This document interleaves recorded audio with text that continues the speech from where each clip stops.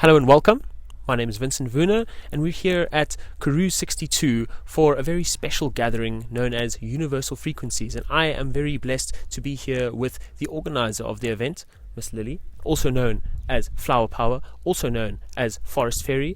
And it's absolutely, well, I was going to say it's lovely to have you here, but you're technically hosting all of us. So thank you for hosting all of us. I appreciate it, and welcome to the interview. Thank you so much. I'm really happy to create a space for people to just express themselves and just something that we can do to create positive change through music. So I am just so blessed with this wonderful family that we have. So thank you for being here. I'm just so stoked. It's been wonderful. Awesome. Yeah, I had the privilege of going to, I believe, the very first Universal Frequencies out in George, and that was it was beautiful to see, like, kind of come into fruition and like definitely been upgraded. The idea and the core values have always been there. So just to, I guess, start off, what does Universal Frequencies mean to you? What is the intention behind it? What's your goal, and what do you hope people take away from it? Okay, so this might take up a bit of time. So Universal Frequencies, it began when I was much younger. I was about 16 years old, and I met someone really dear to my heart. He became like a brother to me. His name was Conrad, and he was like, Lily, let's do events together. And I'm like, yeah, I would love to help you, but like I'm super shy. Like I don't even know how I'm a DJ today, guys. So yeah, in any case, he was like, let's do a party. We're going to call it Cosmic Alignment, and we just wanted to create a place for people with really great psychedelic music. We just love psychedelic culture, and yeah, in any case, we were going to call it Cosmic Alignment. It didn't work out. We had Cosmic Circus. Yes. Which was Tyron's parties, and we were like, yo, we don't want to overstep the boundaries, so we're like, okay, we're gonna call it Universal Alignment. And Universal Alignment morphed into Universal Frequencies. But at Universal Alignment, 2 months before the event, Conrad disappeared. He's been missing for about 9 years. Yeah, I'm actually going to be sharing the story later in my set about how everything happened. He was like almost like a God-sent angel. Like, this person was like a spiritual individual who saw things almost beyond the veil. He would tell me things about numerology, and so it was just so weird. Like, he was like, pick a date, Lily, like just pick a date. I picked a date. It ended up being the longest lunar eclipse of the century. You're never ever gonna experience that again. There was an Aquarius blood moon. Conrad was Aquarius. There's stuff that just blows my mind. My first event I ever threw, I broke even to the cent, because he was like, use numerology, 360, this, that. I'm like, okay, wow, okay, cool. I went with it. He was gone, but I just continued the vision. And when I stood there at that party and I saw the eclipse go down, and I just felt like, this is where I need to be. This is what I want to do. At my first event, I also did like local charity drives for the community, but I realized I need to do more, because I feel like the best way to create change on this planet is through music. Yes. I do feel that the more mainstream music industries could do more for the world than what they are doing.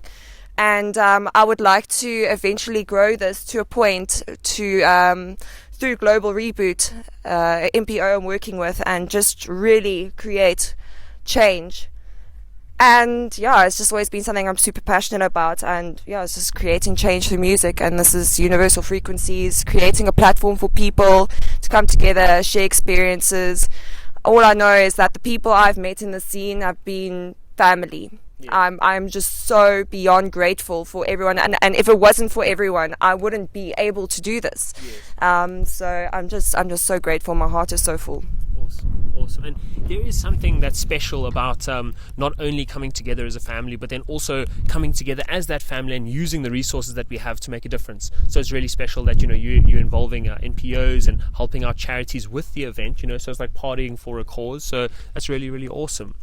And in terms of your own musical journey, like, obviously now you have said how you set up Universal Frequencies and kind of how that almost magically aligned with yourself. What got you into the psychedelic scene in South Africa, like, originally, and why? What intrigued you about it? Okay, so I can't necessarily say that I was just brought into the scene. I was kind of born into the scene. So I was growing up in wilderness in the Western Cape. As people know, it used to be like hippie central, like free spirited people. So growing up, obviously my mom, she's a beautiful person. We were always very close with the community, and the community used to throw events such as Asante and Wild Farm. So growing up, I used to go to these events. I used to be like just like a nature almost. Yeah, wow. It's just always been there. I was always very shy growing up though, so I never really saw myself ever stepping into something such as DJing. Mm-hmm. It's kind of weird how it happened. So I met someone called Shimmy Shakes, we called her, but her real name Simone. She was actually an American girl, and she was doing a party called The Awakening in Cape Town back in 2016. And I met her at Aloe Roots actually. And she was like, "Oh, Lily, I want to do an opening ceremony, but I don't want to do it alone. Like, can't we just like put flowers in your hair and you stand next to me and we can just like open the party?" And I'm like, I have stage fright. I don't know. She's like, "Lily, please." And I'm like, okay, I'm going to do this. Like, oh, okay. Then Danimal and Terrence from Echo Gatherings somehow knew I was somehow involved there, so they thought I was a DJ.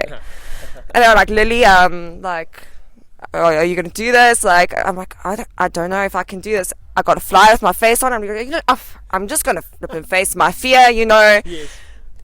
And I went for it, and they helped me a lot. They gave me music. They came by with a controller, and I didn't know what I was doing at first, but I rocked it. And after my first gig, I actually almost vomited, even though I was in front of like 3 people opening a dance floor. But it was really amazing though, and I loved it, because afterwards I felt like, you know, I faced one of my biggest fears. And I feel like in life, if you don't challenge yourself and do things that scare you, like, are you even doing the right thing? Yes. So yes. So in any case, there it happened, Echo Gatherings, and Echo Gatherings just continued to the next event and the next event and the next event, and it just kept on progressing from there.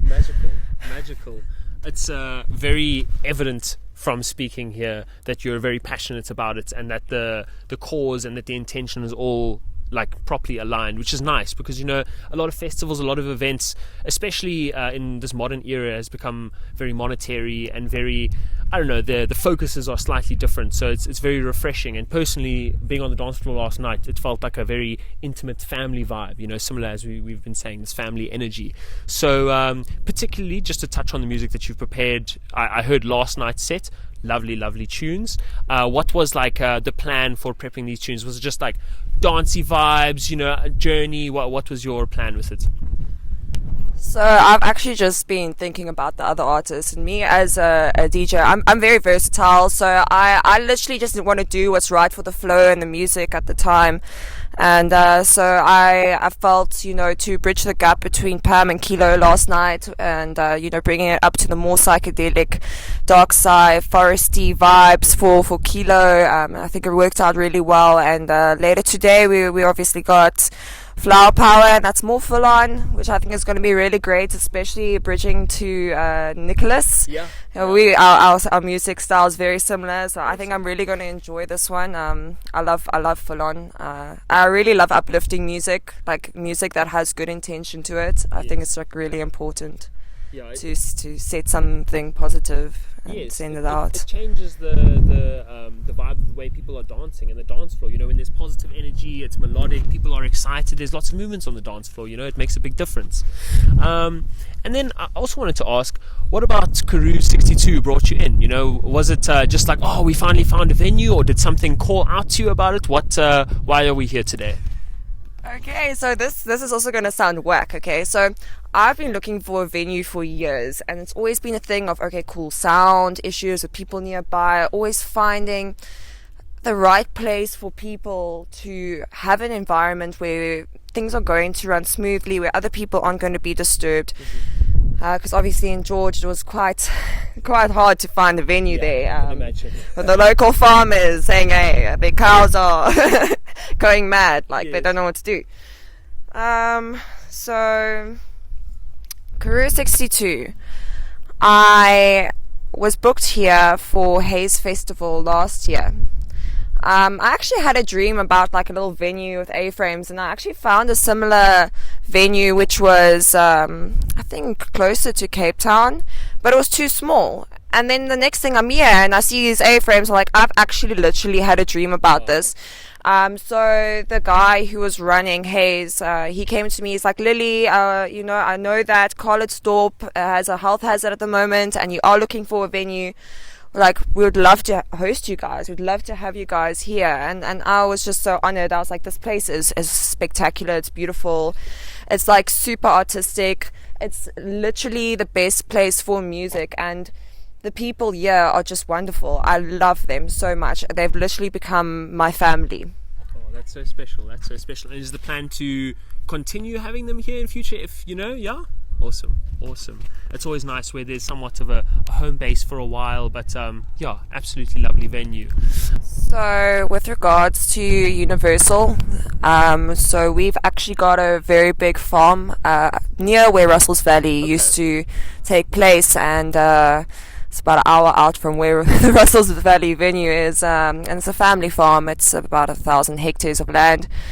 What we're going to be doing with all the proceeds is we're going to obviously be investing it for the festival to grow our venue up there, as well as to help the various causes. Yeah. Nice. So that's our next step, and it's just like I don't want anything from this. I'm so honored to do this, and everything is literally just for the community and just creating a place for people. So yeah, but thank you so much for letting me spread the word. Of course. Yeah, sometimes the people that need a microphone on them or a spotlight, whatever it might be, they're usually like doing stuff in the background, so they're not usually seen. So to explore all these various different parts of creating a festival and still, you know, playing music at the festival at the same time, it's a lot. So yeah, big respect to you. Really appreciate you, and yeah, hope that you guys come to Universal Frequency in the future once again, whether it's here, somewhere else, who knows, but just know that there's going to be a proper family loving plur vibe. But thank you very much. We're not gonna stop. We're not going to stop. Just wait and you guys will see. Coming soon, like all those Instagram DJ Instagram stories, you know. Big things coming. Big things coming, exactly. No, was it